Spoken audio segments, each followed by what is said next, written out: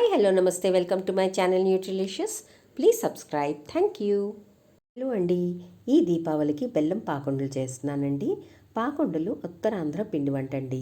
పిల్లలు అరిసెల కన్నా పాకుండలు తినటానికే ఇష్టపడతారు. ఇవి హెల్దీ కూడా.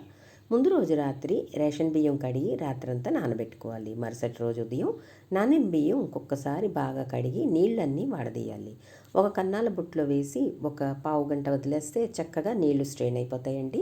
ఇప్పుడు మనం మిక్సర్ గ్రైండర్లో ఈ బియ్యం వేసి మెత్తగా గ్రైండ్ చేసుకొని 2 సార్లు జల్లించుకోవాలి. అరిసెలకి పాకుండలకి పిండి 2 సార్లు జల్లించుకుంటే అవి బాగా రుచిగా వస్తాయండి. అందుకని జల్లించిన పిండిని తడి ఆరిపోకుండా మొత్తం బాగా అదిమి పళ్ళెంలో రెడీగా ఉంచుకోవాలి. ఇప్పుడు స్టవ్ పైన మందపాటి గిన్నె తీసుకోవాలి. నేను ప్రెషర్ ప్యాన్ తీసుకున్నాను. అందులో 2 కప్పులు తురిమిన బెల్లం వేసుకోవాలి. అందులో 1.5 కప్పు నీళ్లు వేసుకోవాలి. ఇప్పుడు స్టవ్ వెలిగించుకొని బెల్లం కరగబెట్టుకోవాలి. బెల్లం అంతా కరిగాక ఒక్కసారి వడపోసుకొని స్టవ్ పైన మళ్ళీ పెట్టి బెల్లం పాకం రానివ్వాలి. మరుగుతున్న బెల్లం పాకంలో 1/2 టీ స్పూన్ సొంటి పొడి, 1/2 టీ స్పూన్ మిరియాల పొడి వేసుకుంటే పిల్లలకు ఎన్ని తిన్నా చక్కగా కఫం చేయకుండా ఉంటుందండి. ఇప్పుడు పాకం బాగా మరుగుతున్నప్పుడు ఒక ప్లేట్లో కొన్ని నీళ్లు పోసుకొని పాకం వచ్చిందో లేదో అని టెస్ట్ చేసుకోవాలండి. నేను ముందు కొద్ది పాకం నీళ్ళలో వేసి చూస్తే ఉండ నీటిలో కరిగిపోతుందండి. సో పాకం ఇంకా రాలేదు. సో బెల్లాన్ని ఇంకాస్త మరగనివ్వాలి. ఒక 2 నిమిషాల తర్వాత మళ్ళీ చూస్తే మెత్త ఉండ కడుతుందండి. ఈ మెత్త ఉండ వస్తే మనకి పొంగడాలకి కరెక్ట్గా ఉంటుందండి. కానీ పాకుండలకి ఇంకొంచెం అరిసెలు పాకంలానే కొంచెం గట్టి ఉండలా అవ్వాలి. అలా అని టంగుమని శబ్దం రాకూడదండి. సో మెత్తపాకం వచ్చిన నెక్స్ట్ స్టెప్లోనే మనకి ఈసారి 1 నిమిషం తర్వాత నీటిలో వేసి చూస్తే కరెక్ట్గా ఉండ అలా నీటిలో ఉన్నది అంటే పర్ఫెక్ట్ పాకం వచ్చింది అని అర్థం. ఇప్పుడు ఉండ కరెక్ట్గా కుదిరింది కదండి. నెక్స్ట్ మనము బియ్యం పిండి వేస్తూ పాకంలో ఉండలు కట్టకుండా నెమ్మదిగా కంటిన్యూస్గా తిప్పుతూ ఉండాలి.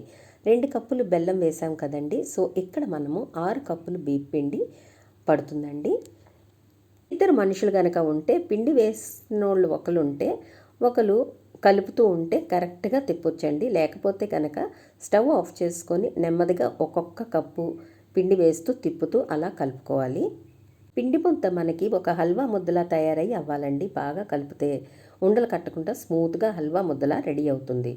మనము నేతిలో వేయించి పెట్టుకున్న కొబ్బరి ముక్కలు వేసుకోవాలి. అలానే 2 టీ స్పూన్లు నువ్వులు కూడా వేసుకోవాలి. ఇప్పుడు స్టవ్ కట్టేసి 2 టేబుల్ స్పూన్స్ నూనె వేసి కలుపుకోవాలండి. ఒక అరగంట సేపు మూత పెట్టేసి పక్కన పెట్టుకోవాలి. గంట తర్వాత ఈ పిండి మిశ్రమం కాస్త గట్టిపడుతుందండి. వీటిని చిన్న చిన్న ఉండలుగా చేసుకొని కొన్ని నువ్వుల్లో వీటిని అద్ది ఒక ప్లేట్లో పెట్టుకోవాలి. స్టవ్ వెలిగించుకొని కడాయిలో నూనె కాగబెట్టుకోవాలి. నూనె మీడియం హీట్ అయ్యాక రెడీ చేసుకున్న పాకుండలు ఒక్కొక్కటి నెమ్మదిగా నూనెలో ఒక 8-10 వరకు వేసుకొని మీడియం హీట్లో గోల్డెన్ కలర్ వచ్చే వరకు వేయించుకోవాలి. నూనె మాత్రం హై హీట్లో కానీ మరీ సిమ్లో కానీ ఉండకూడదండి. మీడియం హీట్లో వేయించుకుంటే చక్కగా మనకి పర్ఫెక్ట్గా వేగి పాకుండలు చాలా రుచిగా ఉంటాయి. వేయించుకున్న పాకుండలు కన్నాల బుట్టలో వేసుకొని ఇలానే చేసుకున్నవన్నీ బంగారం వర్ణంలో వచ్చే వరకు వేయించి తీసుకోవాలండి. చూసారు కదండి, కొత్త బియ్యం పిండితో చేసిన పాకుండలు ఎంత సూపర్గా వచ్చాయో. మీరు కూడా వచ్చే దీపావళికి ట్రై చేయండి ఫ్రెండ్స్. పిల్లలు తప్పకుండా ఇష్టపడతారు. నా కాంటెంట్ కనుక నచ్చినట్లయితే నా ఛానల్ న్యూట్రిలిషియస్ని సబ్స్క్రైబ్ చేసుకోండి. వీడియో నచ్చితే కనుక లైక్ చేసి షేర్ చేసి కామెంట్ చేయండి. Thank you so much for watching my video. Happy Diwali friends. Take care. Bye bye.